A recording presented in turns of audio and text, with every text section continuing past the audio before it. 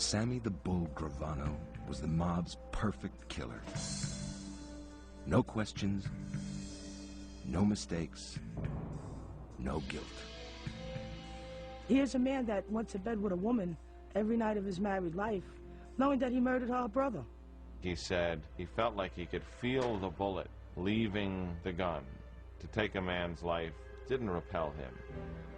He built a construction empire in New York City and became underboss to John Gotti, the infamous Dapper Don.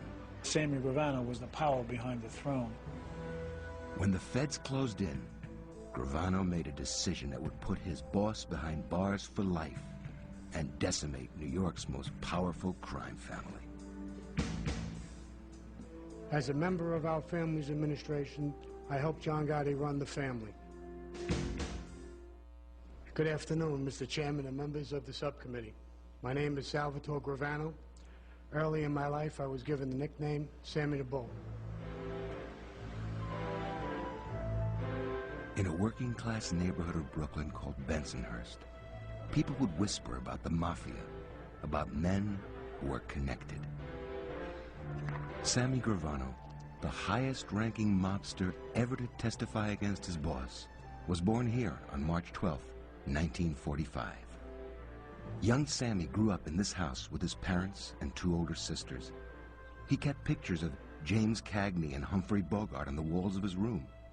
His parents were Sicilian immigrants who ran a small dress factory. On their way to Sunday Mass, Sammy and his father would pass a corner saloon where gangsters congregated. He noticed his father always walked to the other side of the street. And Sammy wondered, he kept saying, who are these people? Who are those men, Dad? And finally, his father said, well, they're bad people. But they're our bad people. It was these men who gave Sammy his nickname. He had just turned 10, and someone had stolen the bicycle his parents had given him for his birthday. Gravano spotted two older boys with his bike across the street from the saloon. He ran over and tried to slug it out with both of them. A mafioso stepped in and gave Sammy his bike back.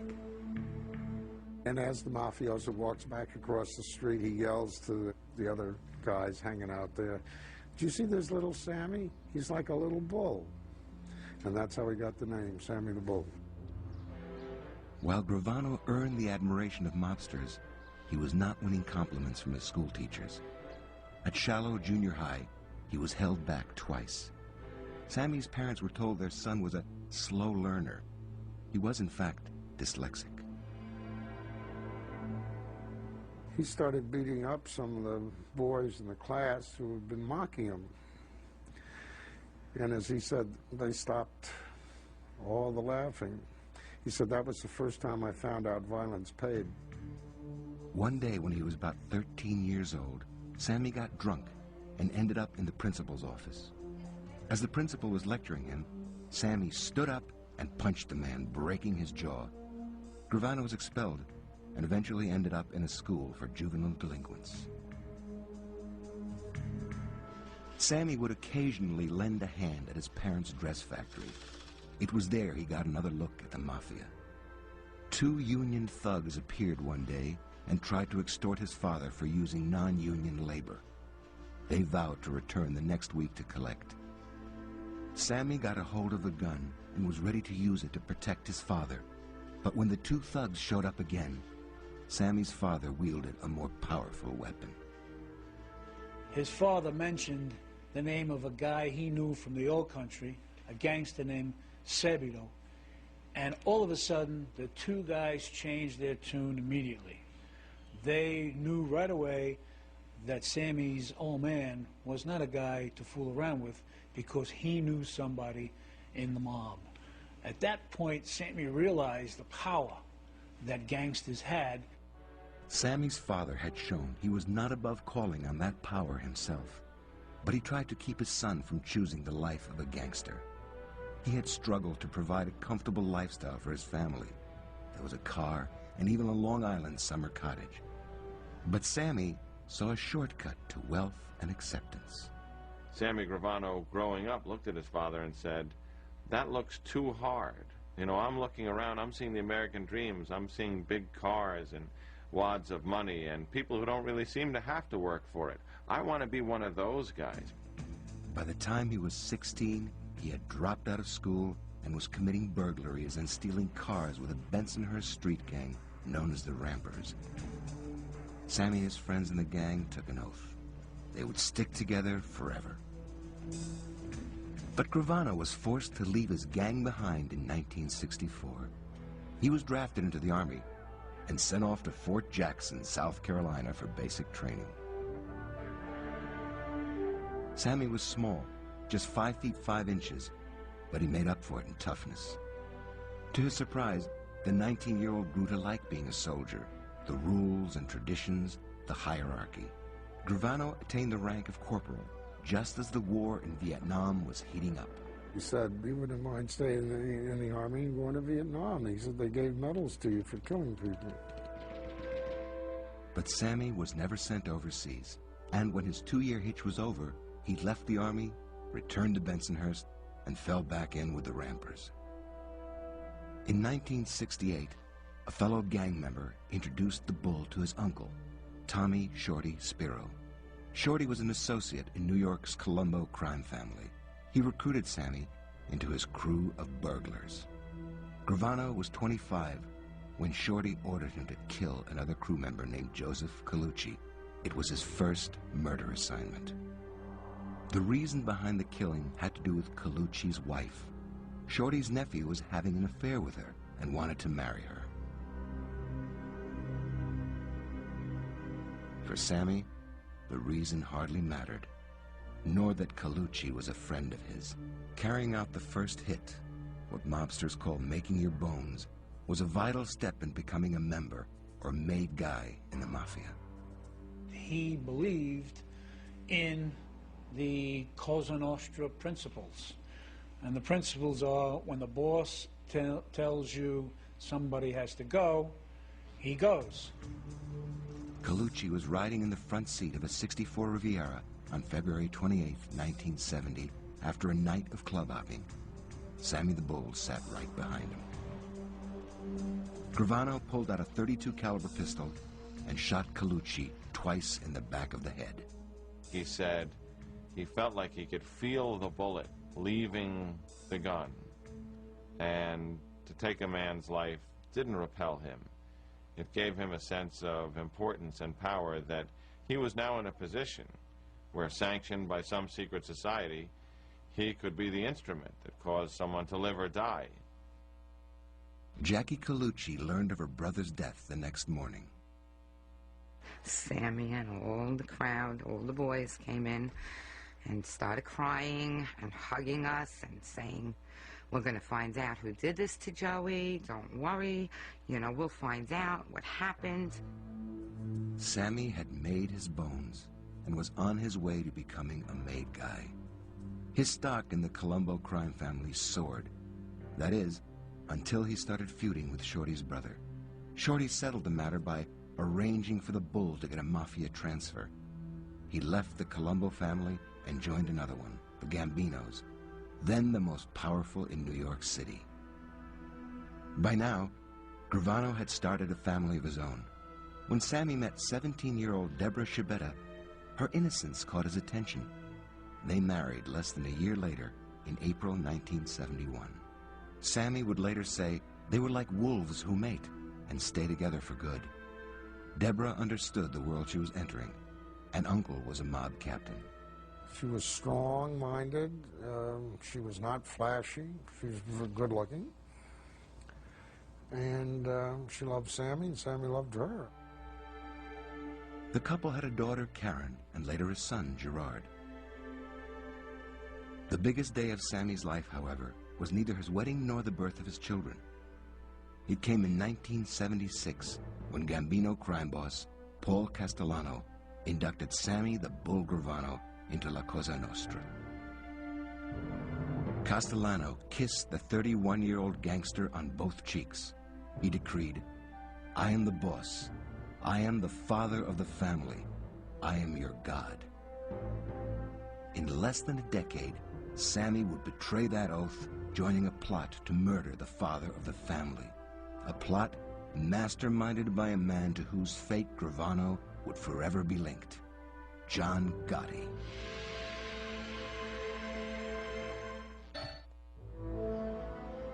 I became a made member of the Gambino family in 1976. At that time, Paul Castellano was the boss of the Gambino family. John Gotti, I, along with some others, murdered Paul Castellano. We took over the family.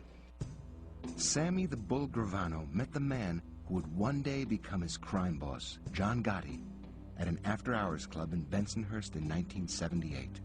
The two gangsters were complete opposites. Gotti was flashy and loved the New York nightlife. Gravano was low-key and enjoyed playing chess, a game perfectly suited to his competitive nature and his obsession with rules and hierarchy. The two men sized each other up. Each of them knew of the other. Each of them had a reputation in their own neighborhoods.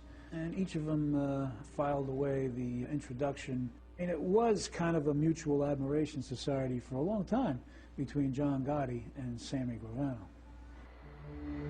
Gotti was an unofficial mob captain, busy hijacking cargo at JFK Airport. Sammy was just making his mark in a racket that required more intelligence, one that would make him a rich man. Construction. Gravano had started by taking over a drywall company and opening a plumbing company. When boss Paul Castellano had water pressure problems at his Staten Island mansion, Sammy did the boss a favor and sent his workers over to fix it. Sammy impressed Castellano. They began meeting one-on-one. The Bull saw in his crime boss a fellow businessman, someone who could help him get to the top. Castellano, in Sammy's view, was the best thing since sliced bread. An intelligent, smart guy. Sammy would go and see him, and he'd be sitting there in his silk gown reading the Wall Street Journal. Big Paul and the Gambino family controlled several labor unions in the construction business. If a contractor wanted to avoid work slowdowns or use cheaper non-union labor, he had to do business with companies owned or controlled by the mob. In return for a sizable chunk of the profits, the mob boss gave Sammy his blessing and put the unions behind him. By the early 1980s, Gravano was flourishing. We had like 2 companies in the beginning, and then as time went on, there were 2 or 3, 4 companies added on. That, you know, it was that's when I started saying to myself, this guy's opening up a lot of different companies here. You know, something must be expanding his horizons. Gravano was known as a shrewd businessman who did good work. But people who called on Sammy's influence and went into business with him sometimes found they got more than they bargained for. What they probably didn't all count on was that over time, Gravano would be more than lending a hand, that he would be taking over their business and that they would be out, and in some cases later they would be dead. But that is the way the world of organized crime works. It is all about the threat of force, then the use of force, and ultimately murder to achieve one goal, which is to make money. The Bull was not only earning a reputation as a big money maker for the Gambino crime family, the boss knew he could also count on Sammy as a killer. In 1980, boss Castellano ordered the murder of a Philadelphia capo named Johnny Keys Simone. This time, Gravano was not the trigger man. Sammy formed his own crews now to carry out mob executions that he planned. He says, you don't have to be a genius to pull the trigger. That's the easiest part of a hit. It's setting it up. It's making sure it's done. In his rise up the mafia ladder, Sammy would not let anyone stand in his way, not even members of his own family. Sammy's brother-in-law, Nick Schibetta, was a low-level crime associate whose cocaine and alcohol problems, along with his homosexuality, had become an embarrassment in the underworld. There were fears he might become an informant.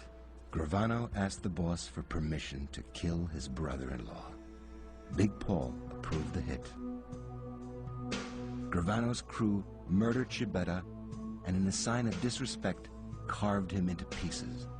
A hand was discovered and buried in a coffin.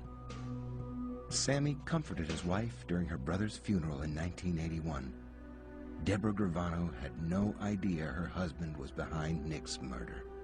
Here's a man that went to bed with a woman every night of his married life, knowing that he murdered her brother. Not a lot of men can say that. Like other gangsters, Gravano had an ability to separate his mob world from his family life when he returned to his Staten Island home every evening. He had to work hard to bring those kids up.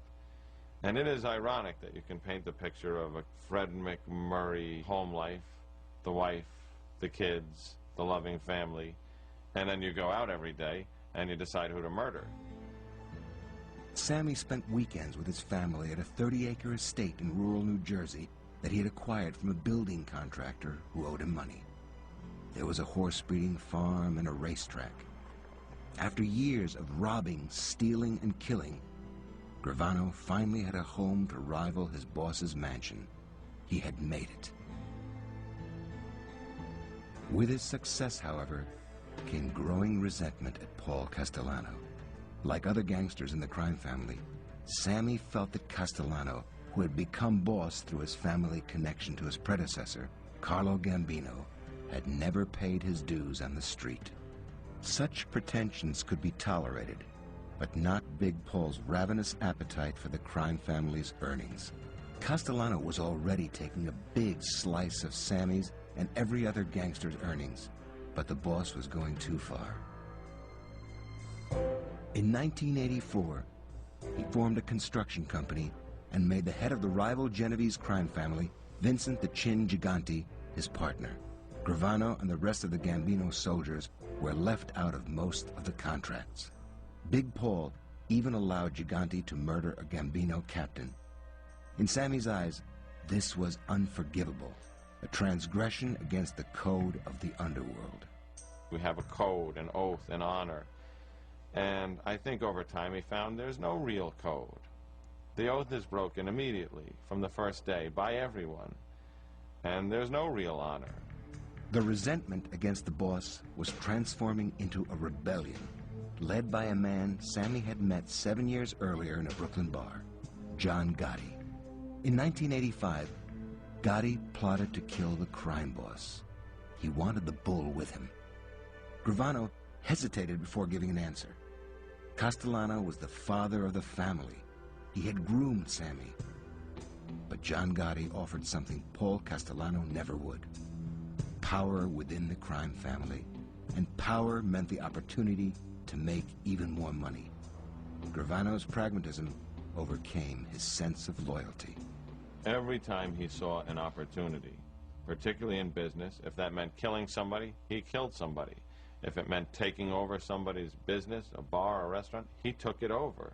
He saw another opportunity for Sammy Gravano, and he took it. On December 16th, 1985, 4 shooters waited for Paul Castellano to arrive at Spark Steakhouse on 2nd Avenue and 46th Street in Manhattan. Just a block away, Sammy Gravano sat next to John Gotti in a parked Lincoln. If the shooters somehow failed, the bull was ready with a .357 Magnum to finish the job. There was a bond of trust that started that night, which is, we're knee-deep in this thing, and if this thing backfires, we're both dead. Castellano and his driver, Tommy Bellotti, pulled in front of Sparks at 5 o'clock. Seconds later, gunshots erupted. Gotti and Gravano cruised past the restaurant, where Bellotti and Castellano lay in pools of blood. Gotti was now head of the Gambinos. He made Gravano a captain. As the two men celebrated a new era in the Gambino crime family, Sammy had no idea how quickly it would crumble, nor that he would become the instrument of its demise. As a member of our family's administration, I helped John Gotti run the family. My primary responsibility was controlling the construction industry in New York. I did this by working... Sammy the Bull Gravano was a mere soldier in the Gambino crime family when he helped arrange the murder of boss Big Paul Castellano in December 1985. Just 5 months later, the 41-year-old would get his first taste of underworld leadership. In May 1986, the new boss, John Gotti, turned himself in to face federal racketeering charges. Gotti looked for the best man on the street to lead the Gambinos in his absence. He chose Gravano. Gotti knew he could count on the Bull to keep the family in line while he called the shots from his Manhattan jail cell. One of Gotti's first steps was to order Sammy to murder a Gambino soldier named Robert D.B. DiBernardo for talking behind the boss's back. Gravano murdered DiBernardo at the Bull's Bensonhurst office on Stillwell Avenue. DB had overseen the Teamsters Union local that delivered materials to building job sites. It was a key to the Gambinos' construction rackets, and now Sammy controlled it. Killing in Gravano's eyes was part of policing the mob to make sure that these people towed the line, said the right things, and didn't violate the rules. That's what he said. But from the greed standpoint, every time Gravano killed someone for one of these infractions, he got that much richer. Gravano did more than kill for his new boss. He got him out of jail. The Bull had discovered the jury foreman could be bribed for $120,000. Sammy haggled him down to $60,000. Gotti was acquitted. Gravano had impressed Gotti so much that a year later, in 1988, he made Sammy his number 3 man, or consigliere. Since Gotti didn't know much about the construction rackets, he entrusted Sammy to handle them. The Bull had an unnerving presence that helped him enforce the Gambino family's interests. He had these eyes that I always call them like wolf's eyes, where they could turn on you. And a big part of his role is intimidation and extortion to make all these companies play ball, and Sammy was very good at that. Among the victims of Gravano's wrath was a member of his own crew, Michael DeBat. When DeBat got hooked on cocaine, Sammy decided he could no longer be trusted. One of the Bull's crew members put 6 bullets in DeBat's head and neck. Gravano told DeBat's sister, Roseanne Massa, who had once been his secretary, that he had nothing to do with the murder. Sammy came to my brother's wake and gave us $500, that should have comforted us. And we took that $500, burnt it up in the ashtray, and told my brother to rest in peace. Sammy's ruthlessness was taking him to the pinnacle of the Gambino family. A squad of FBI agents was now paying close attention to Gravano, something the Bull was tipped off about by the teenagers he played handball with near his Bensonhurst office. By now, Sammy's family had moved to this more upscale Staten Island home. Agents knew Gravano rarely strayed from his morning routine. By 7:30, he was on his way to Gleason's gym in Brooklyn. Teddy Atlas, who had once honed the skills of a Brooklyn teenager named Mike Tyson, trained his fighters there. Atlas occasionally worked out with Gravano and put him through his paces. He heard me say that most important thing a fighter has to do is control his fear. He was surprised. He said, "Fighters have fear?" I said, "Everyone has fear." He said, "Well, I don't." And I do remember making a conscious thought to myself, he's lying. Atlas sent his professional fighters to a hypnotist to reinforce their training. Sammy asked for an appointment. He told me he was a white-collar worker. He wanted to take off weight. He actually said he wanted to stop eating cake and candy and ice cream. I would talk to him about how he was going to be the better boxer. Trainer Atlas claims Sammy tried getting an edge another way: steroids. Atlas concluded Gravano was not in the gym simply for a good workout. I felt that he was doing the boxing and doing the steroids to give himself confidence that he couldn't find himself, to build himself up, to bulk himself up, not physically only, but mentally, to face certain things, to be less afraid. Gravano's boss had given him reason to be anxious. John Gotti had begun holding court at the Ravenite Social Club in Little Italy, which was just a few minutes from FBI headquarters. Gotti made his top leaders check in every afternoon. John Gotti would show up there with his $2,000 suit, his $200 tie, and his entourage, and his luxury car. Sammy'd show up in his work clothes or blue jeans. End of the night, say 8:30, 9 o'clock, Gotti would leave with his entourage to go out partying. Sammy would leave there, he'd go home and spend the night with his family.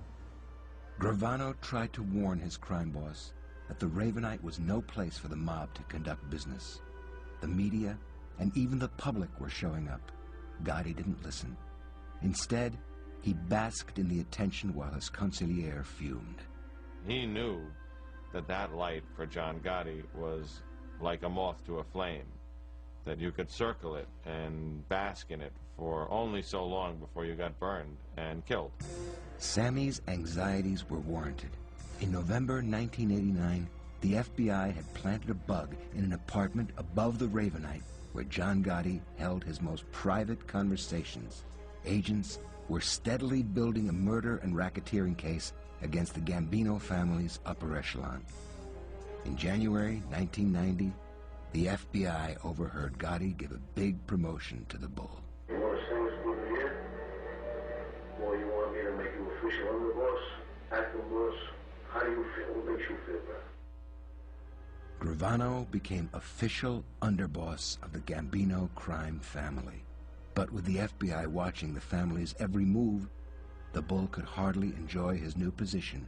He feared he was about to be indicted. He just came in the gym where we trained one day and he said, imagine that the U.S. government's going to be coming after me. They conquer countries, they start wars, and they're coming after little old him. That could make you shake in your boots. If he wound up in prison, Sammy worried about his teenage son, Gerard. While John Gotti had made his son a mafia captain, Sammy did not want his boy anywhere near the underworld. He had asked me, would I take care of the kid? Would I train him? I understood that that meant that he was concerned about the kid.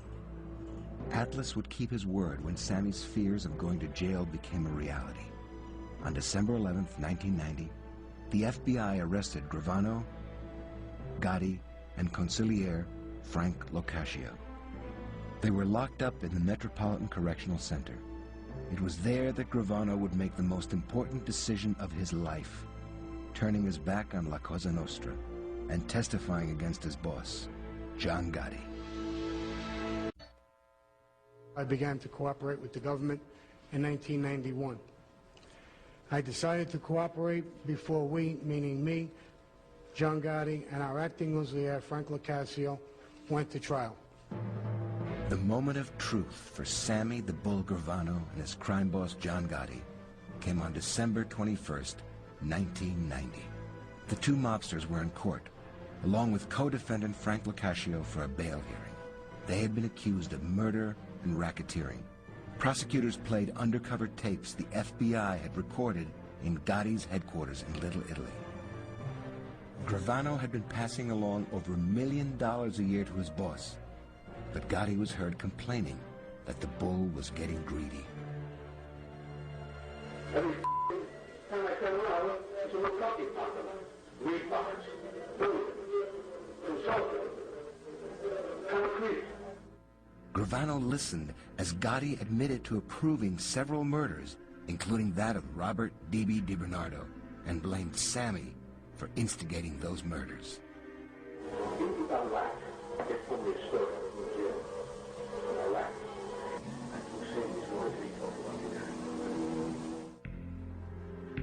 In all, John Gotti had pinned 3 murders on his underboss.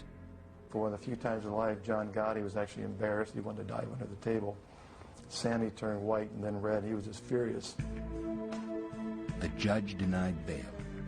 Sammy, his boss, and Frank Locascio were each locked up in separate jail cells in the isolation unit of New York's Metropolitan Correctional Center. Sammy, a creature of habit who rarely strayed from his daily routine, was back in jail for the first time in 17 years. Unlike Gotti, he had never really done a stretch of, 2 years here or 5 years there. I think jail was strange and frightening to him. Locked in his cell 23 hours a day, the bull lay on his cot and brooded over Gotti's betrayal. When they were finally released from the isolation unit after a month, Gotti invited his underboss to a man-to-man discussion. John basically told Sammy, I was just talking, Sammy, what are you worried about? What's the big deal?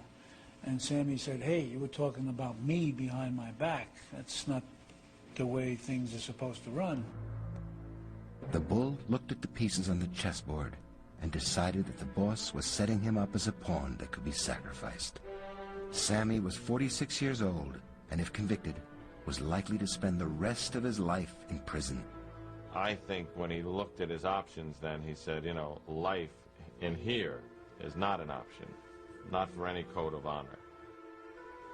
After nearly 10 months in jail, Sammy reached a fateful decision, one that would not only change his life forever, but would turn the New York underworld upside down. Gravano, the second highest ranking member of the most powerful crime family in America, would testify for the government. He would become the thing he had always hated, a rat. Sammy sent a message to the FBI. 2 weeks later, he met secretly with agents and a prosecutor in the jury room of the courthouse about cutting a deal. This was the underboss of the family, the man who was used to communicate with all the other families, the man who knew all of the other bosses and underbosses and captains. This was the mother lode. When his wife Deborah and daughter Karen came to visit him in jail, Sammy told them about his deal with the government. Karen, shocked that her father was becoming a snitch, fled the room crying. Deborah stayed behind as her husband explained. He told her what he was going to do. Testify against Gotti and go into the witness protection program. And she wouldn't do it. She said, I can't put my children through it, and me. I think she said, that part of our life is your life, it's not mine. Deborah left the jail, and for the time being, left her husband as well. At midnight on November 8th, Sammy also walked out of the jail, leaving John Gotti and the mob behind forever. John Gotti sent a message to the effect that part of my heart broke when my son was killed. The other part broke when you defected to the government.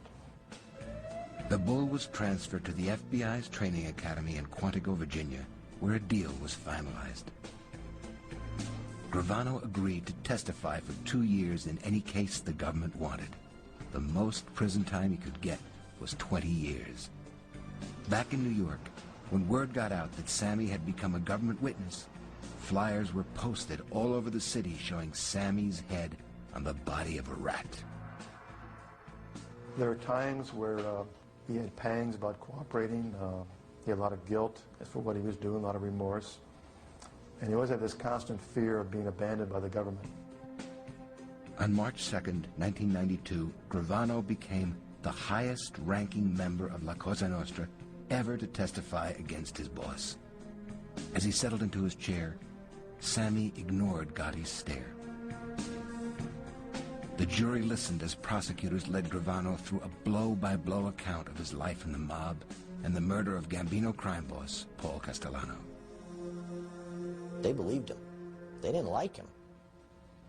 They didn't like him at all. He's not a likable guy in a lot of ways. Well, in all ways, frankly. But they believed him. Gotti's attorney, Albert Krieger, cross-examined Gravano. The bull stood his ground. He was contained, articulate, not responsive as the angry, blustering degenerate I now know him to be. I was a good, loyal soldier, Sammy announced near the end of his 9-day testimony. John barked, and I bit. On April 2nd, 1992, the jury found Gotti guilty of all murder and racketeering charges. Gravano's attitude was Gotti tried to betray him, and Sammy took steps to see that that didn't happen. Like it was a chess game. Except Gotti was playing with checkers. Gotti was sentenced to life in prison without parole at the U.S. Penitentiary in Marion, Illinois. Gravano, on the other hand, was about to become a free man. After helping to put his crime boss, John Gotti, in prison for life in 1992, Sammy Gravano spent the next 2 years testifying for the government. He became the most famous mob turncoat since Joe Valachi. Like Valachi, Gravano testified before a U.S. Senate hearing on organized crime. This one focused on the mob's corruption of professional boxing, including its practice of paying off fighters to throw bouts. Then I believe if he would have knocked them out by accident, he would have picked them up. By the time he finished testifying, Gravano played a role in sending 37 people to prison. They included a juror, a cop, several union officials, 4 crime family bosses, 9 captains, and over 30 mob soldiers. You never got guilty pleas from these characters before. You point Sammy at them and they give up because they know Sammy knows. Sammy was their boss. Gravano's own sentencing came on September 26, 1994. The Bull faced up to 20 years in prison. Before sentencing Sammy, Judge Leo Glasser declared, "There has never been a defendant whose impact on organized crime has been so important and so extensive." Judge Glasser sentenced the Bull to 5 years in prison, plus 3 years of supervised release. With time already served, Gravano had less than 7 months left in prison. To Gotti's defense attorney, the sentence was a blot on the justice system. Gravano is filth to his core. What he has done is he has found a way to bargain for his freedom, and we buy it. The 37 people who were convicted and in jail because Sammy Gravano testified would be on the street, themselves killing people still, if we didn't reward testimony of accomplice witnesses. Gravano walked out of a federal prison for government witnesses on April 19, 1995, a free man of sorts. John Gotti had allegedly put a $2 million bounty on his head. He had just turned 50 years old and was about to be reborn in the Witness Protection Program. Before assigning him a new identity, the government did a psychological evaluation of Gravano. The conclusion was hardly reassuring. The likelihood of violent behavior is substantial, the report noted. He continues to be violent despite his age. Let's say he opened a video store. And, you know, a guy opened a video store across the street from him. And he'd say, hey, you know, it's a small town. Why don't you open a video store somewhere else? In his old life, he'd firebomb the guy's store. If he'd reopened, he'd kill him. Now he can't do that. And the question is, you know, can he adjust? Has he adjusted? As the Bull tried to start a new life with a new identity, he showed he was anything but predictable. He had always hugged the shadows as a gangster. But rather than sink safely into anonymity, Gravano soon dropped out of witness protection and thrust himself back into the public eye. In a best-selling book written with Peter Maas, and in a television interview with Diane Sawyer. Sammy appeared without a disguise, giving the country a good look at his plastic surgery. Just as his crime boss once had, Gravano now seemed to crave the spotlight. By exposing himself, he inadvertently opened the legal doors to a group of people who were as eager to hunt him down as John Gotti, the relatives of the Bull's 19 murder victims. The book allowed them to file wrongful death claims against Gravano under New York's Son of Sam law. Roseanne Mass's brother Mike DeBatt was one of Sammy's victims, most of whom were associated in some way with the mob. Nobody's proclaiming anybody to be an altar boy, but before these men sold their souls, they were somebody's father, somebody's brother, somebody's son, and their lives had meaning to people. It's good for Sammy Gravano to know that he can't entirely wrap himself up in the American flag, because out there are people who, under color of law, are seeking to recover the money that he's made from the murders that he committed. When Gravano returned to the stand in 1997 to testify against Genevieve's crime boss, Vincent the Chin Gigante, the families of the Bulls murder victims converged on the courthouse. What's Gravano doing here? Selling more books. During cross-examination, Gigante's defense attorney forced Gravano to admit that he hoped to make nearly $1.5 million from his book and a related movie deal. Gigante was convicted. The wrongful death suits are still pending. So many lives were touched by the actions of this one man. That this one man, look what he's done to his own family. I think about his son and his daughter. You imagine the weight of the world on his son's shoulders? I think about this kid. His daughter. What happens the day she gets married? Sammy gonna walk her down the aisle? Deborah Gravano sold their Staten Island home and moved to another state with daughter Karen and son Gerard. She and Sammy have divorced, though he occasionally calls to check up on their children. Deborah now knows for certain that Sammy was responsible for killing her brother. He said the thought of putting his loyalty to Cosa Nostra above his loyalty to his wife and his children was something he was going to have to live with for the rest of his life. Since Gravano is no longer in the witness protection program, he must fend for himself against those who would like to see him dead. Of course, many of those people are now behind bars. But there's always a young Turk looking to become a made man, just as Sammy once did. He said he couldn't discount the thought that some kid would try to make a name for himself by taking him out. And he looked away in the distance as if he were seeing this kid approaching. And he looked back at me and said, boy, he better be good. The bull has once again disappeared into the shadows. The thing that makes him unique is that he turned at the top of his game and helped bring down 30 to 40 guys in and around the Gambino crime family. It amazes me how many different hats this man wore.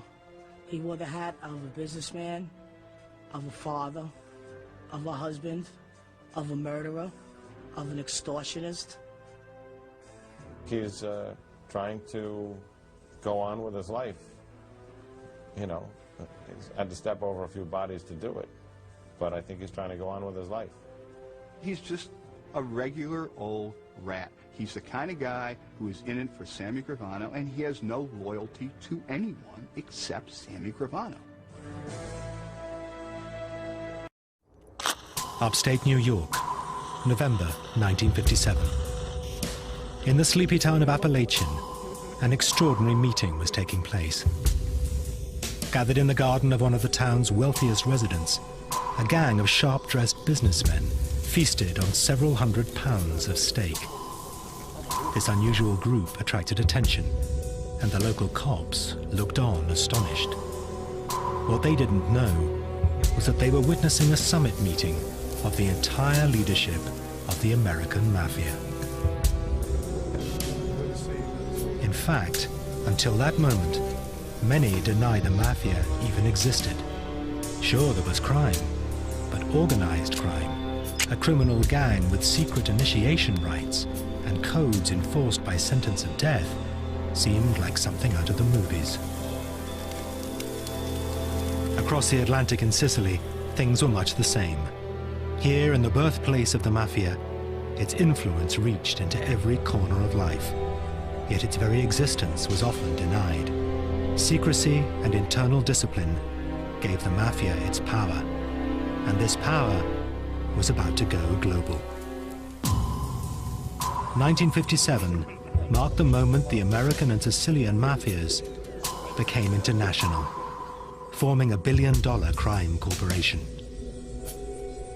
It was a turning point in another way, too. it signaled the start of a war against organized crime that would last almost half a century.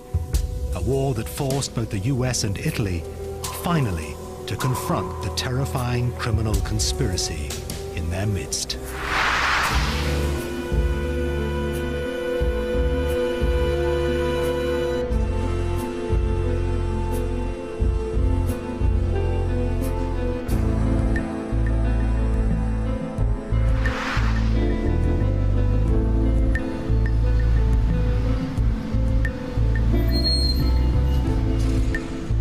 United States in the mid-1950s. The good times were here. The country had emerged from Depression and World War with a booming economy. For many ordinary men and women, the American dream had become a reality.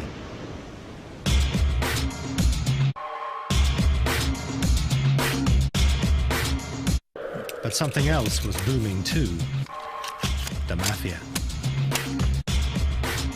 For those growing up in a family associated with the mob, it was as if the outside world barely existed, apart from being a source of easy money. The mafia is organized in groups called families. The head of the family is known as the boss, or the godfather. And the longest-serving New York boss of all time was Joe Bonanno, known as Joe Bananas. He ran the Bonanno family from the early 1930s until the mid-1960s. Bonanno's power was founded on the influence he wielded over his community in New York. His son, Bill, saw firsthand how his father operated, and himself became a leading gangster with the Bonanno family.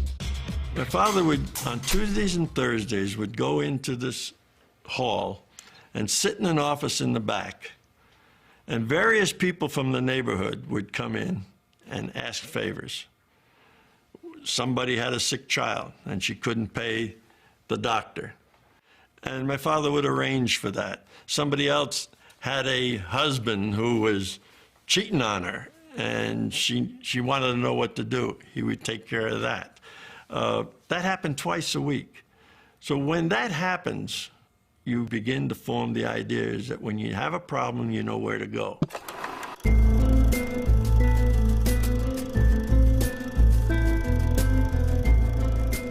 This is home movie footage, shot in Brooklyn in 1957. It looks like any ordinary American family, enjoying the new prosperity. But looks can be deceiving. Dominic Montilio was born into a mob family in New York. Some of his relatives were senior mobsters in the Gambino crime family, another of America's leading mafia families. Montilio was aware from an early age how his relatives were unlike others in the neighborhood.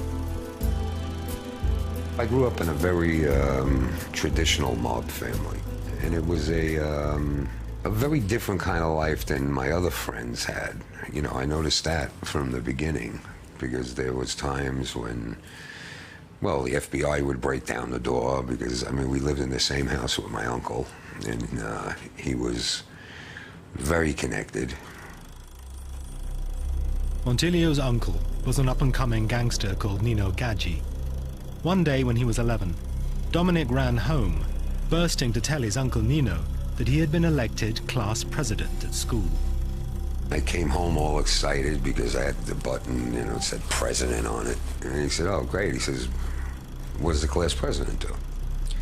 So I said, you know, teacher goes out of the room and you watch the class. If anybody does anything wrong, you write their name on the board. And he looked at me and he says, you're telling me you're a rat, you're a stool pigeon. So I said, you know, I mean, 10 years old, 11 years old, what are you going to say? And he said, well, tomorrow you got to go back and give that button back to the teacher and tell her you can't be the class president. Bill Bonanno and Dominic Montilio both grew up in a world closed to the outside. The American mafia called itself Cosa Nostra, our thing. But this was a world imported to America from several thousand miles away.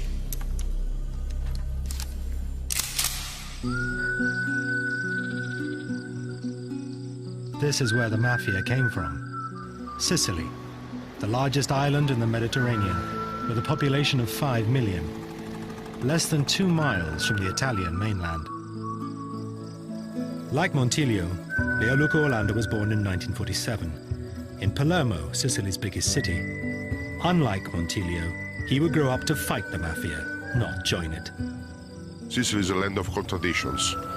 Palermo is the capital of Sicily, is the capital of the mafia too. Is the capital of the history, is the capital of the shame of this land. In the Sicilian dialect, mafioso once meant bold or beautiful. From the 1860s, it became the name associated with the island's criminal element, who were often organized into families of men related by blood or marriage. But their existence was steeped in secrecy. Even discussing the mafia was taboo, as Orlando found one day at school. When I was 14 years old, 15 years old, I organized with other students a seminar about the mafia and against the mafia. The director, the Jesuit director of the school, called my parents and said, "It is a scandal. Why Lucchetto is speaking about the mafia? We have nothing to do with the mafia, therefore we are not speaking about the mafia." Gray area, not seeing, not speaking, not hearing. It was Sicily when I was a young student. Joe Bonanno grew up in this world. He was a native Sicilian, born here in the pretty seaside town of Castellammare del Golfo in 1905. He only moved to America in the 1920s. Sicily has a long history of mistrust of authority. There's an old saying back there that to know a man, you have to know his father, and his father before him, and his father before him. And once that happens, there is very little room for betrayal. Much of the power of the mafia derived from its ruthless discipline.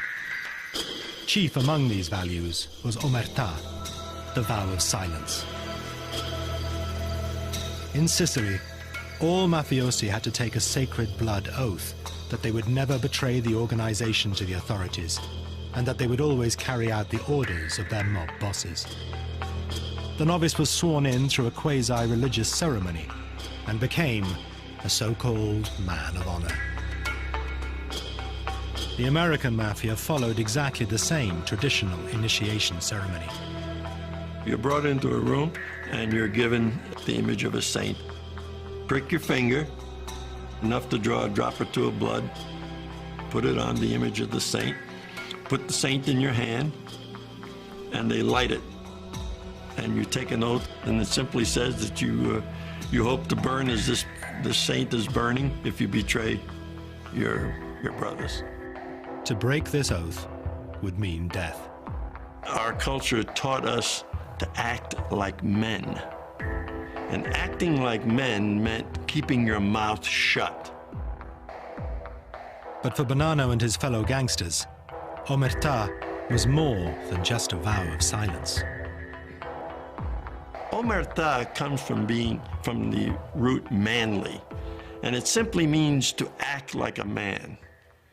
And a man doesn't get somebody else into trouble. Therefore, he doesn't say, "John did it." Who hit you in the face? John hit me in the face. A man will see to it that John gets hit in the face. Just exactly what that meant is made clear by Dominic Montilio. For his uncle Nino Gaggi, like other mafiosi of his generation, Sicilian traditions ran deep. His world was dominated by loyalty, secrecy, and vengeance. True to his roots, when Gaggi had his nose broken in a fight, he was determined to get his revenge, even if that meant waiting years.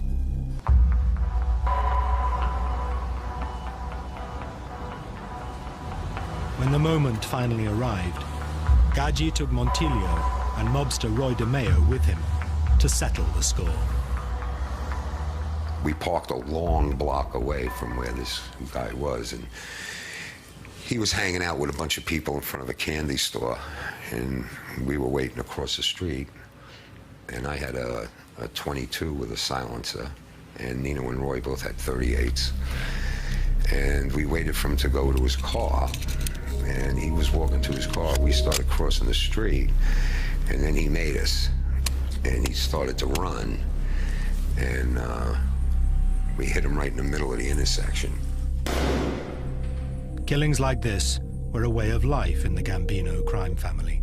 Oddly enough, it was my wife's birthday party. So we had left the party to go do this deed, and went back to her birthday party like nothing happened. You know, we opened the presents, had the cake, and that was the end of that. Nino Gaggi was an old-fashioned gangster, a man to whom the traditional Sicilian values of the mafia meant everything.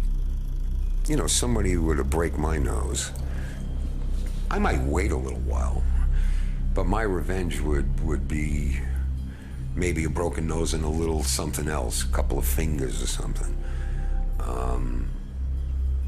But Nino, the old Sicilian school, you know, that's not good enough for them. You know, they have to make it 100-fold worse than what happened to them for them to be satisfied. The values imported by Sicilian mafiosi to the United States were violent, secretive, and mistrustful of outsiders. In America, gangsters would take these traditional values and add go-getting entrepreneurial spirit to create a whole new kind of criminal organization.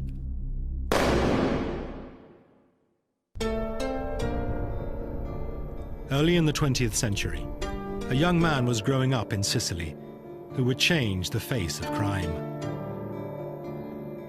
Salvatore Lucania, born in 1897, would become infamous as Charlie Lucky Luciano, the father of the modern American mafia. His hometown of La Cara Fridi was built on the hard and dangerous work of sulfur mining. Sulfur mines were primitive places where temperatures were so high, men would work naked.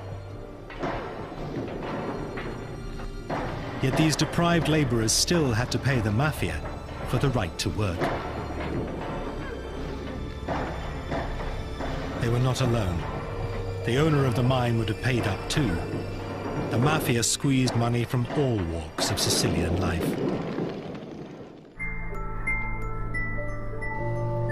When he was 10, Luciano was one of hundreds of thousands of Sicilians who left the poverty of the islands behind and set sail for a new life in America. He soon drifted into crime. As a teenager, Luciano joined the notorious 5 Points gang, which also boasted Al Capone as a member. It was the age of prohibition. For 13 years, it was illegal to make or sell alcohol in the United States. Luciano and other bootleggers made millions supplying Americans with as much booze as they wanted. Salvatore Lucania started calling himself Charles Luciano. He gained the nickname Lucky and the scars on his neck when he miraculously survived a knife attack and beating. He presided over his criminal kingdom from a suite in New York's luxurious Waldorf Hotel. Here, he called himself Mr. Charles Ross.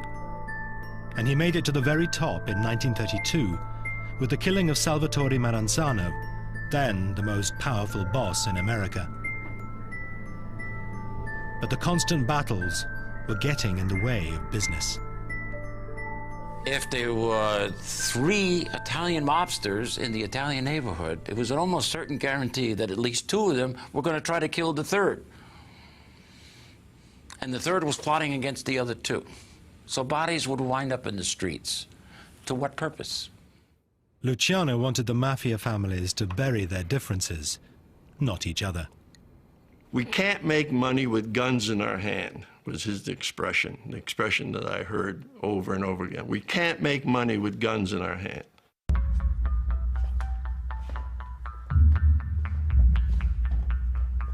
His solution was to set up a body called a commission, a mafia board of directors made up of the bosses of the 5 New York families, plus those of Chicago and Buffalo.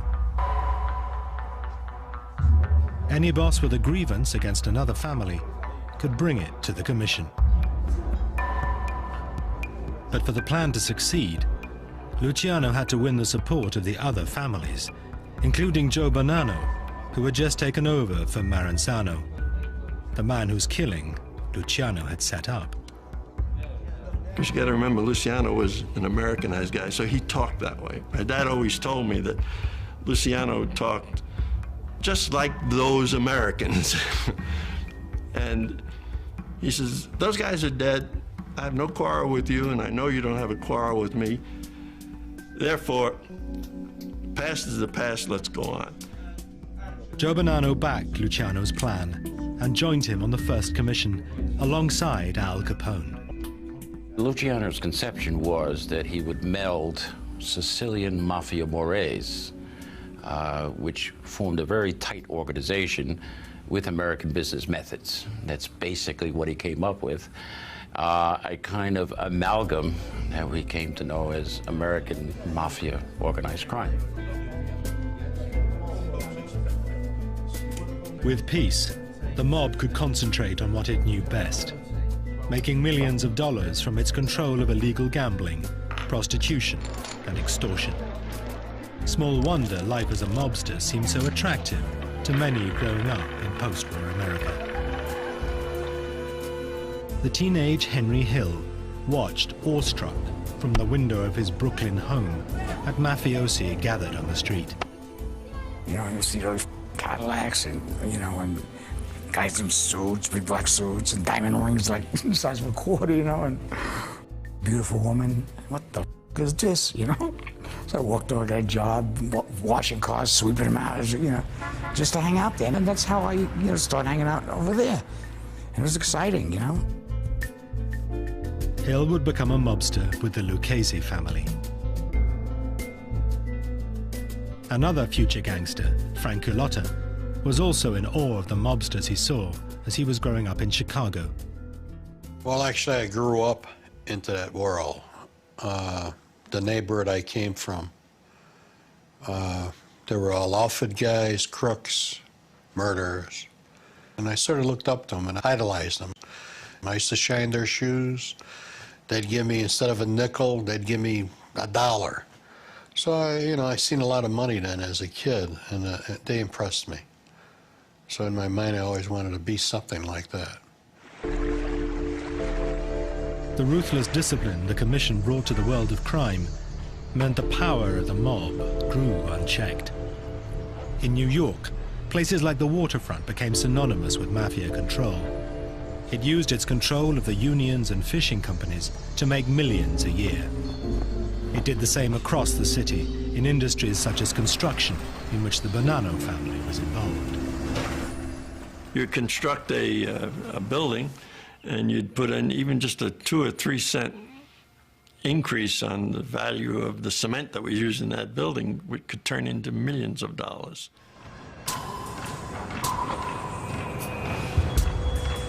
For every yard of concrete that got poured in the city, the Gambino family, the Genovese family, everybody got a piece of that yard of concrete, just through the unions.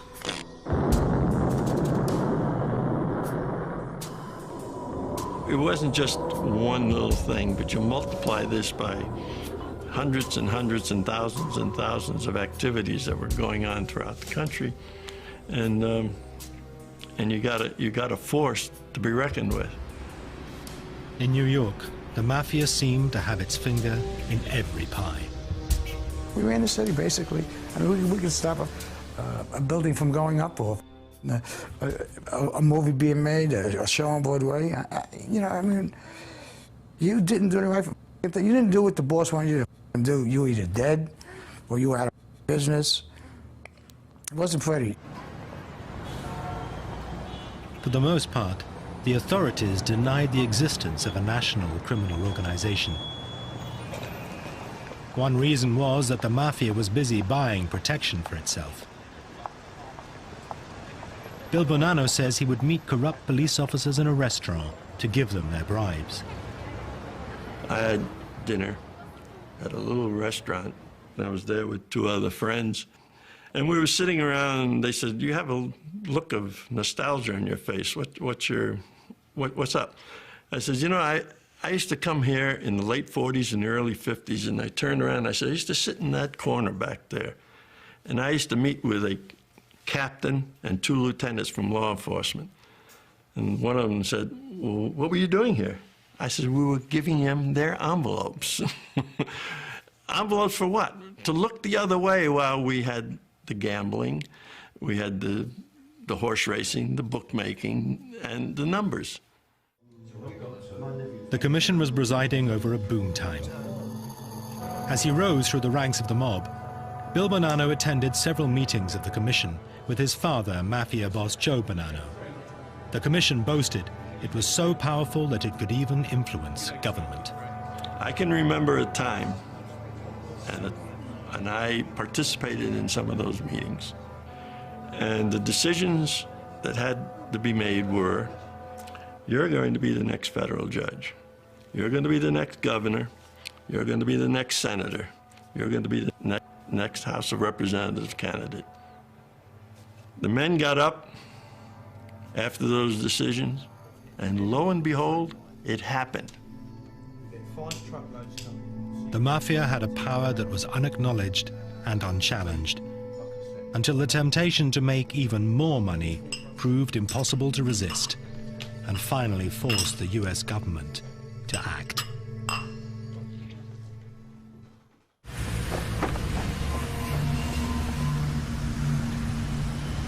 In the United States and Italy in the 1950s, the mafia controlled many aspects of life.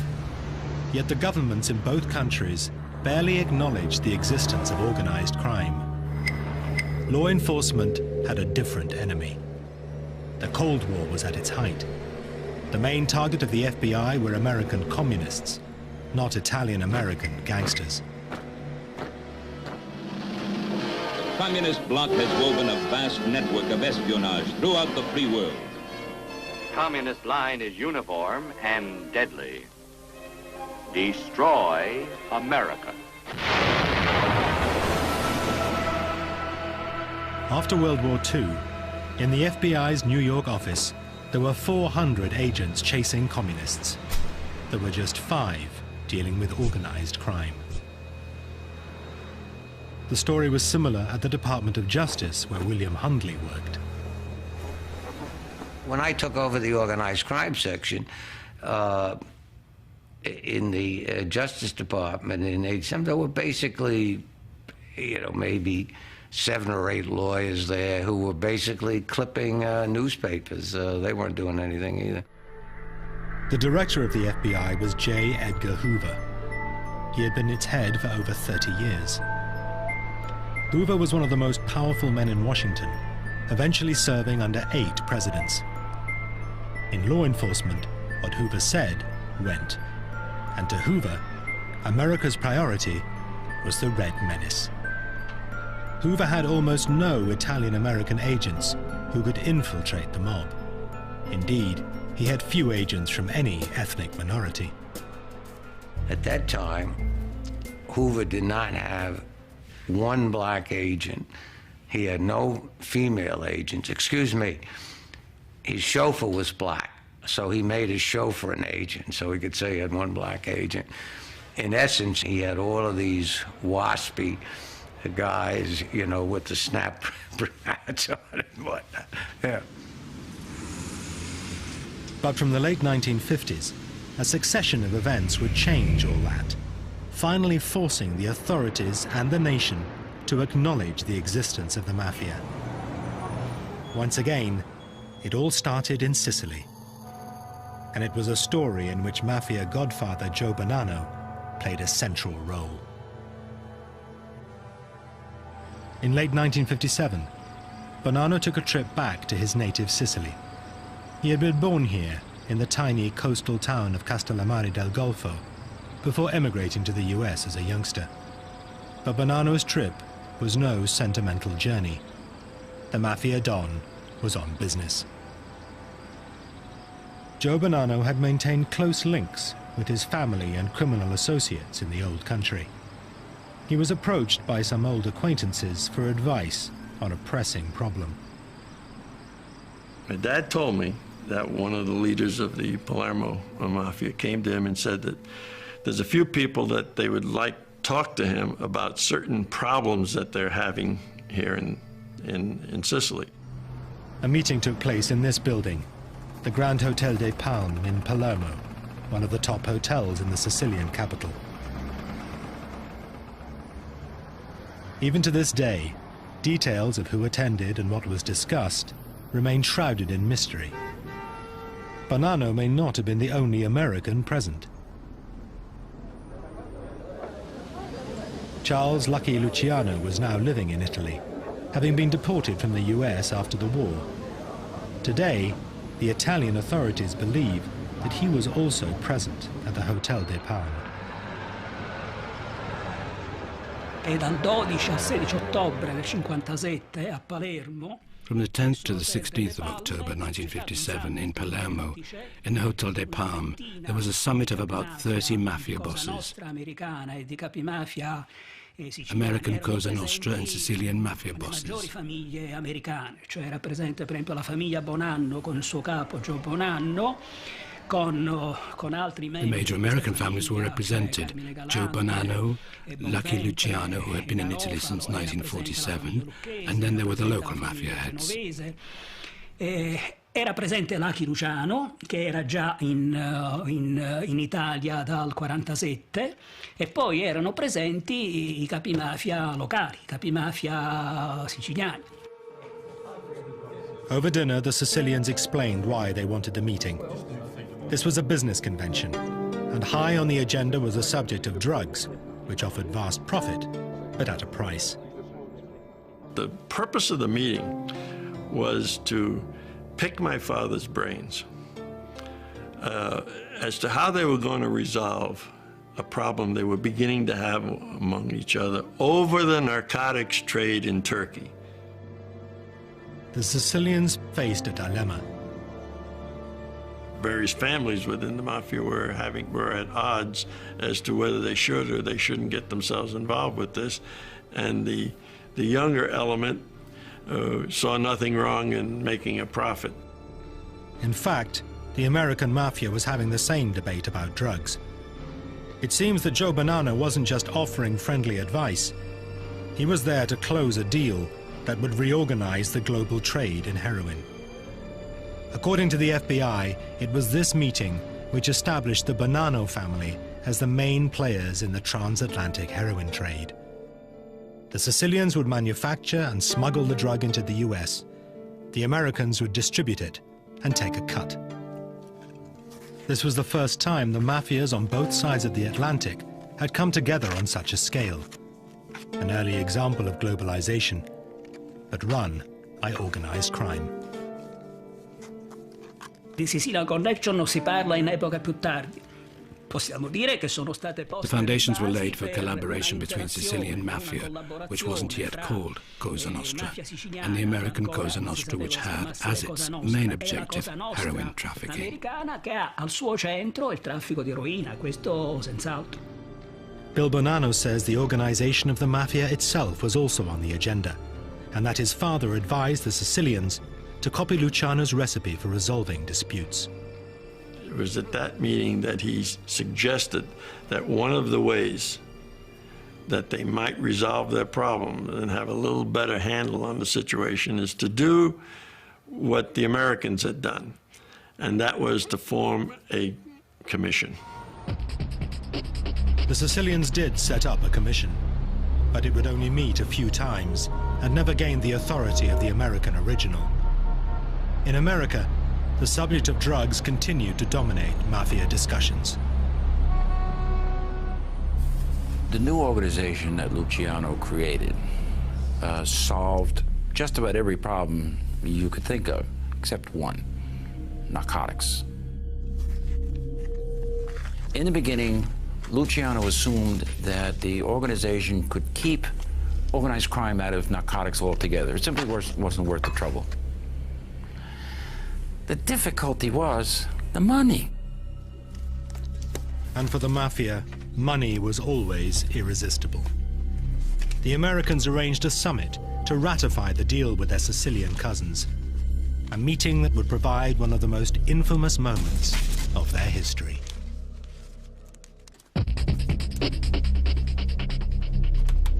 The deal between the Sicilian and American mafia in late 1957 was a turning point for both organizations.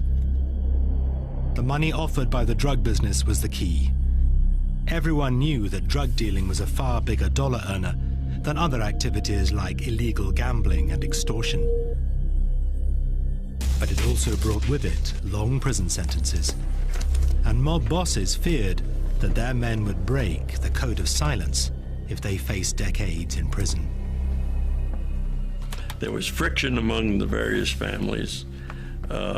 Some of the younger people, especially those in New York and in Boston and in Chicago, thought that this was the great new thing coming. Speaking strictly about money. The mafia in Chicago, known as the Outfit, claimed the hardest anti-drugs line. Frank Carlotta was a rising young gangster there. At the time I was there was no drugs allowed to be sold, or you couldn't deal with drugs at all, or else you get whacked. Because we always knew that if you dealt with drugs, it was a dirty business, and it'd be like you're feeding your own kid narcotics. So it was like taboo, and if you got involved with it, you're definitely going to get whacked. The mafia families called a summit in November 1957, just 1 month after the meeting with the Sicilians in Palermo. Joe Bonanno was to be joined at the summit by another godfather, Vito Genovese. Both men wanted the mob to deal in drugs. Chief among Genovese's agenda items was narcotics. He was directly involved in narcotics. Bonanno was deeply involved in narcotics. A lot of the other bosses were on the sly involved in narcotics. And he argued, look, it's a fact of life anyway. Who are we kidding? Let's make it official. Let's really make money out of this thing. The summit was held in a small town called Appalachian in upstate New York. The venue was a large house on a 58-acre estate owned by Joseph Barbera, a wealthy businessman and mafia associate. It was chosen because its isolated rural location seemed safe from the prying eyes of the law. Unfortunately for the mob bosses, they got that 100% wrong. For over a year, the local state police had been watching the place after they discovered that a house guest was a leading New York mobster, Carmine Galante, Joe Bonanno's underboss. On the 14th of November, officers were surprised to observe several Cadillacs with out-of-state plates. When the state troopers went to take a closer look, they saw about 100 men enjoying a barbecue, all of them wearing dark suits, fedoras, and shiny shoes.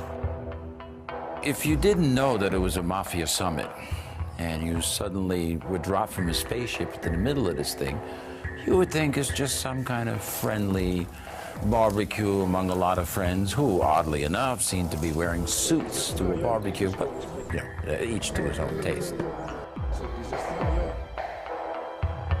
Suddenly, someone spotted the police. These are men that if you, like Pavlov's dogs, if you say, it's the cops, there's one instinct. That's to run. That's exactly what they did. Pandemonium broke out. Some bosses hid, some took to their cars, others fled into the woods.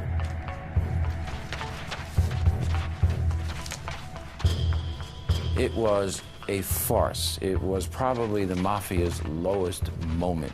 The idea of all these big-time bosses running through the thickets in their sharkskin suits and their silk ties and their $500 Italian shoes. It was unbelievable. Joe Bonanno escaped the chaos, but only because he was late. They were coming there. When they got to the bottom of the hill, you could see all the way up the hill, and they could see these police cars and the barricades in front of the street, so they just kept on driving and went back to New York City. Around 60 mobsters were detained, identified and questioned. But there was little the authorities could do. Attending a barbecue was not a crime, and they were not even carrying guns. While the mobsters went free, they were convicted by the media. The next day, the Gangland Conference was headline news across America. Appalachian had finally provided proof of the existence and scale of the mafia. J. Edgar Hoover, who was head of the FBI, said there is no such thing as the mafia. There is no such thing as the National Crime Organization. There is no such thing as a leadership group within this organization. Well, even he had to admit after this meeting that maybe there was something. The extent of organized crime in the United States is a national disgrace. The very fact that we have a crime problem reflects an evil of even greater import. It generated a lot of pressure to get something done. In my own situation, I mean, that's why I was appointed head of the organized crime section. Now law enforcement would have to play catch-up to come to terms with organized crime. One of my biggest complaints was that, we wanted to pool information on these people. We wanted the investigative agencies to share it. We wanted to collect it on the mafia leaders and whatnot to make our efforts to prosecute them much more feasible. Couldn't get it done. They just wouldn't do it. First of all, they didn't have anything, and second of all, they wouldn't share what they didn't have, The spotlight was now on the mafia. Before long, they would attract the attention of the president and the American public alike.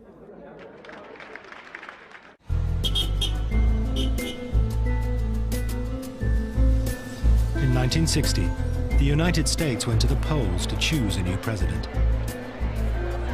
It was the most hotly contested election for years. John Kennedy and his rival Richard Nixon were neck and neck in the polls. The contest was too close to call.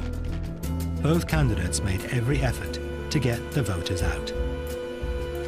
We are aiming our whole campaign toward the unregistered voters, to try to get those citizens who are not registered to vote, who are not even eligible to vote in this election, to get them on the books so that they can vote in November. This is a crucial area as far as Senator Kennedy is concerned. The American mafia had influenced local politics for decades. Now seasoned gangsters suddenly got community spirit on a national stage.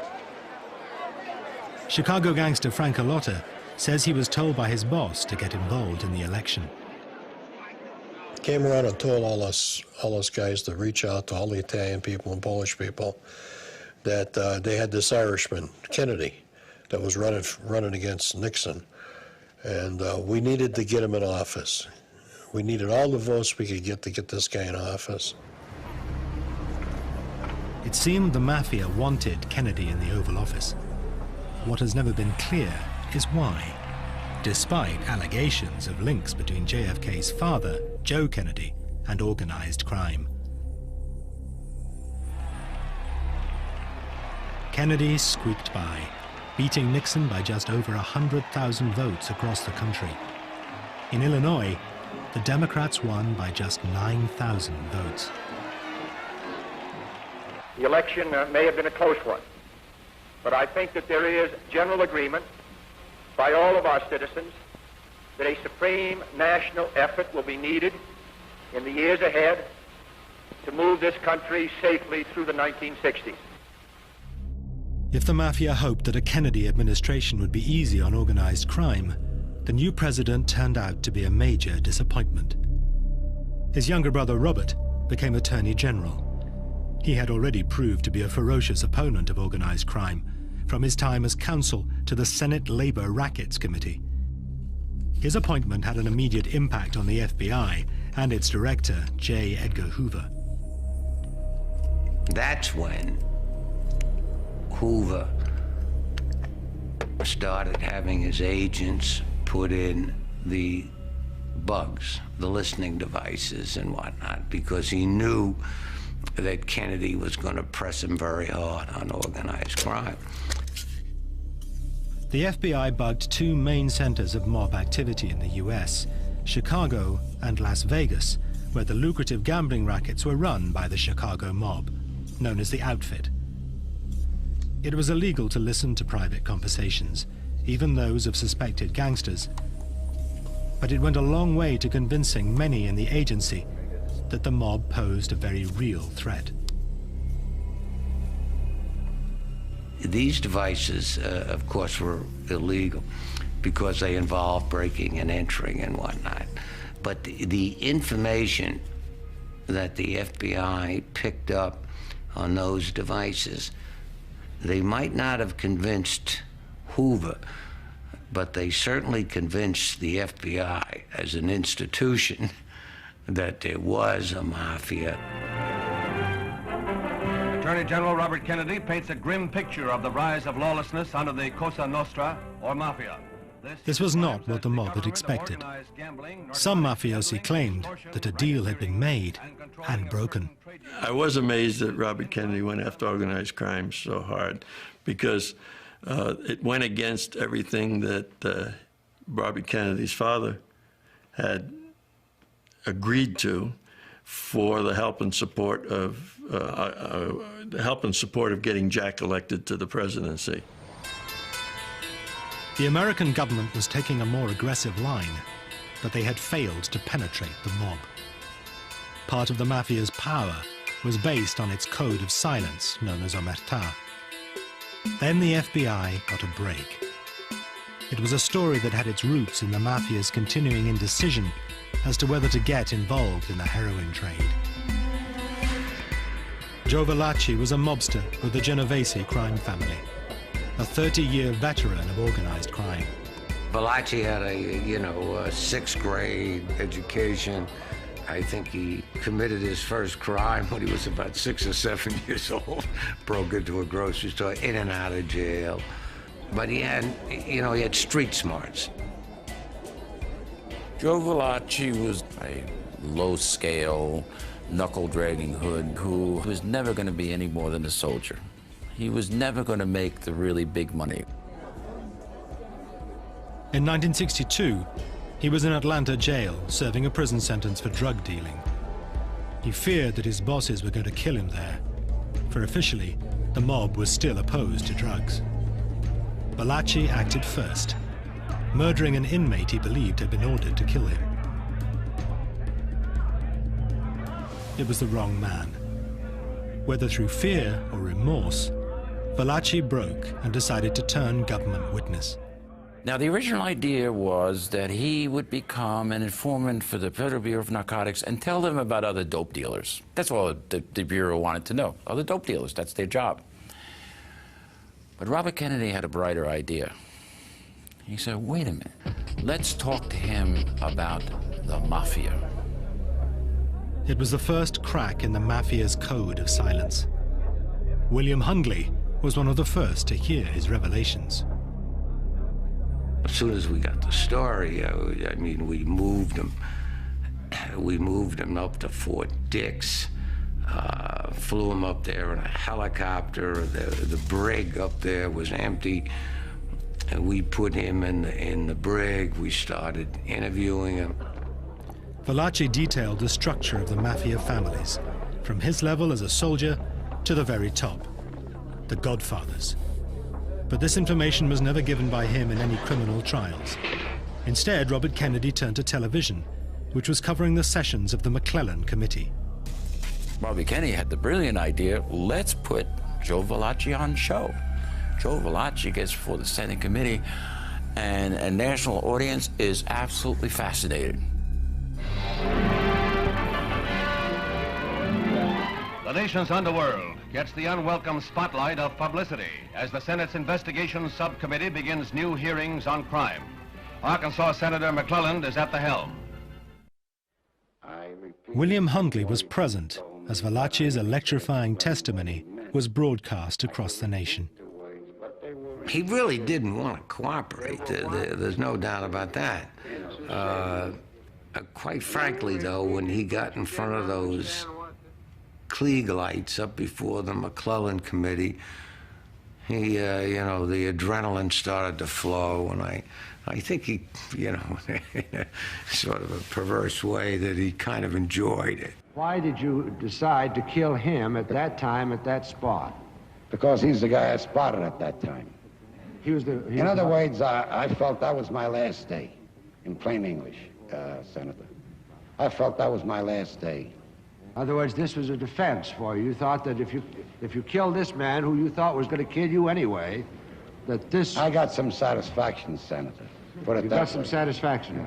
Balach's testimony caused a sensation.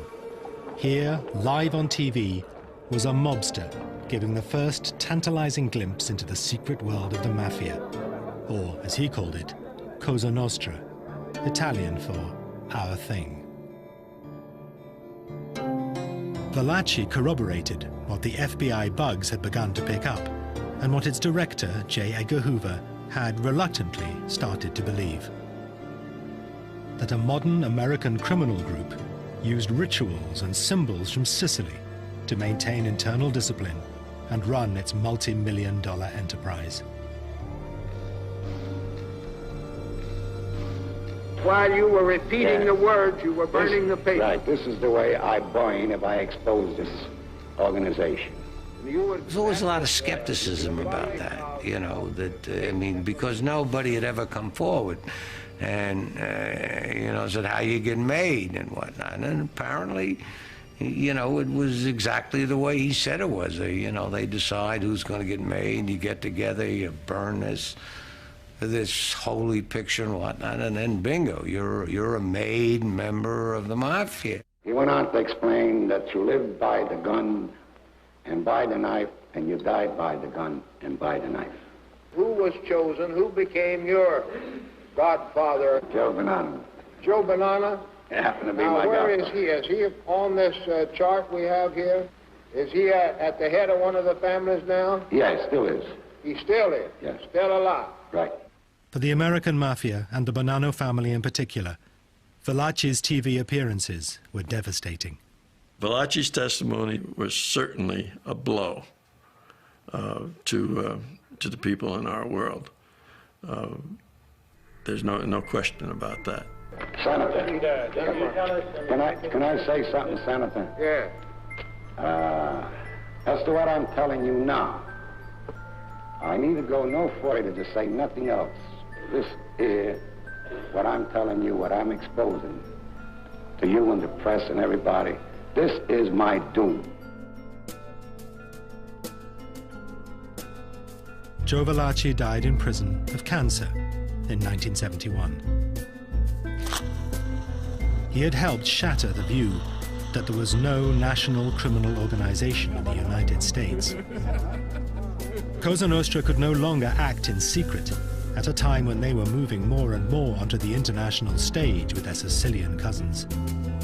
For both mafias, once broken, omertà, the vow of silence, could never be as strong again.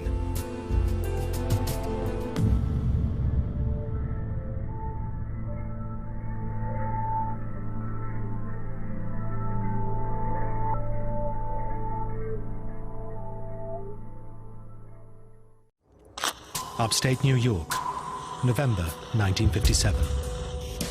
In the sleepy town of Appalachian, an extraordinary meeting was taking place. Gathered in the garden of one of the town's wealthiest residents, a gang of sharp-dressed businessmen feasted on several hundred pounds of steak. This unusual group attracted attention, and the local cops looked on astonished. What they didn't know was that they were witnessing a summit meeting of the entire leadership of the American Mafia.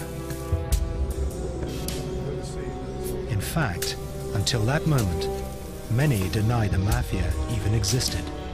Sure, there was crime, but organized crime, a criminal gang with secret initiation rites and codes enforced by sentence of death, seemed like something out of the movies. Across the Atlantic in Sicily, things were much the same. Here, in the birthplace of the Mafia, its influence reached into every corner of life. Yet its very existence was often denied. Secrecy and internal discipline gave the Mafia its power, and this power was about to go global. 1957 marked the moment the American and Sicilian mafias became international, forming a billion-dollar crime corporation. It was a turning point in another way, too. It signaled the start of a war against organized crime that would last almost half a century. A war that forced both the US and Italy, finally, to confront the terrifying criminal conspiracy in their midst.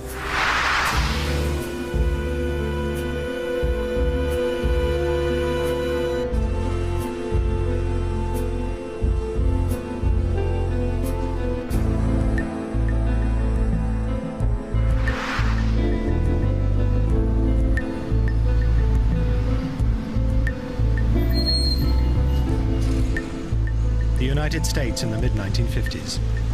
The good times were here. The country had emerged from depression and World War with a booming economy. For many ordinary men and women, the American dream had become a reality.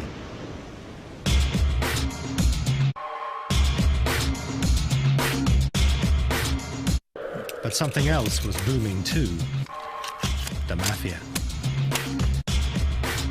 For those growing up in a family associated with the mob, it was as if the outside world barely existed, apart from being a source of easy money.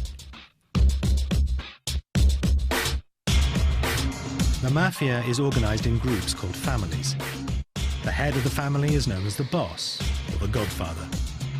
And the longest-serving New York boss of all time was Joe Bonanno, known as Joe Bananas.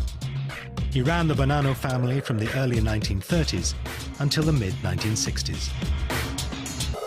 Bonanno's power was founded on the influence he wielded over his community in New York. His son Bill saw firsthand how his father operated, and himself became a leading gangster with the Bonanno family. My father would, on Tuesdays and Thursdays, would go into this hall and sit in an office in the back, and various people from the neighborhood would come in and ask favors. Somebody had a sick child and she couldn't pay the doctor, and my father would arrange for that. Somebody else had a husband who was cheating on her and she wanted to know what to do. He would take care of that. That happened twice a week. So when that happens, you begin to form the ideas that when you have a problem, you know where to go.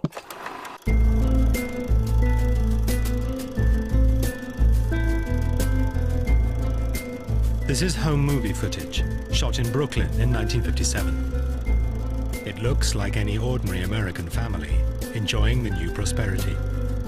But looks can be deceiving. Dominic Montilio was born into a mob family in New York. Some of his relatives were senior mobsters in the Gambino crime family, another of America's leading mafia families. Montilio was aware from an early age how his relatives were unlike others in the neighborhood. I grew up in a very traditional mob family, and it was a very different kind of life than my other friends had. You know, I noticed that from the beginning, because there was times when, well, the FBI would break down the door because, I mean, we lived in the same house with my uncle, and he was very connected.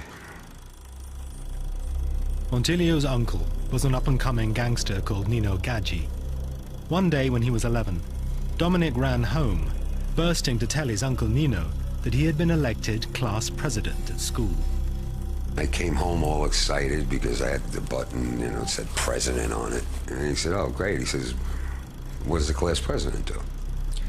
So I said, you know, teacher goes out of the room and you watch the class. If anybody does anything wrong, you write their name on the board. And he looked at me and he says, you're telling me you're a rat. You're a stool pigeon. So I said, you know, I mean, 10 years old, 11 years old, what are you going to say? And he said, well, tomorrow you got to go back and give that button back to the teacher and tell her you can't be the class president. Bill Bonanno and Dominic Montilio both grew up in a world closed to the outside. The American mafia called itself Cosa Nostra, our thing.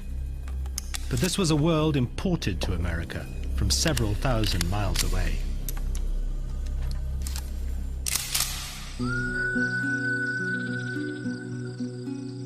This is where the mafia came from. Sicily, the largest island in the Mediterranean, with a population of 5 million, less than 2 miles from the Italian mainland.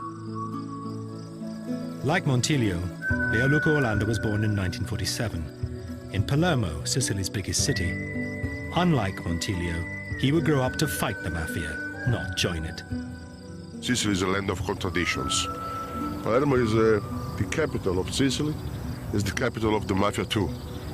Is the capital of the history, is the capital of the shame of this land. In the Sicilian dialect, mafioso once meant bold or beautiful. From the 1860s, it became the name associated with the island's criminal element, who were often organized into families of men related by blood or marriage. But their existence was steeped in secrecy. Even discussing the mafia was taboo, as Orlando found one day at school. When I was 14 years old, 15 years old, I organized with other students a seminar about the mafia and against the mafia. The director, the Jesuit director of the school, called my parents and said, "It is a scandal. Why Lucchetto is speaking about the mafia? We have nothing to do with the mafia, therefore we are not speaking about the mafia." Gray area, not seeing, not speaking, not hearing. It was Sicily when I was a young student. Joe Bonanno grew up in this world. He was a native Sicilian, born here in the pretty seaside town of Castellammare del Golfo in 1905. He only moved to America in the 1920s. Sicily has a long history of mistrust of authority. There's an old saying back there that to know a man, you have to know his father, and his father before him, and his father before him. And once that happens, there is very little room for betrayal. Much of the power of the mafia derived from its ruthless discipline. Chief among these values was omertà, the vow of silence. In Sicily, all mafiosi had to take a sacred blood oath that they would never betray the organization to the authorities, and that they would always carry out the orders of their mob bosses. The novice was sworn in through a quasi-religious ceremony and became a so-called man of honor. The American mafia followed exactly the same traditional initiation ceremony. You're brought into a room and you're given the image of a saint. Prick your finger, enough to draw a drop or two of blood, put it on the image of the saint, put the saint in your hand, and they light it. And you take an oath, and it simply says that you hope to burn as this saint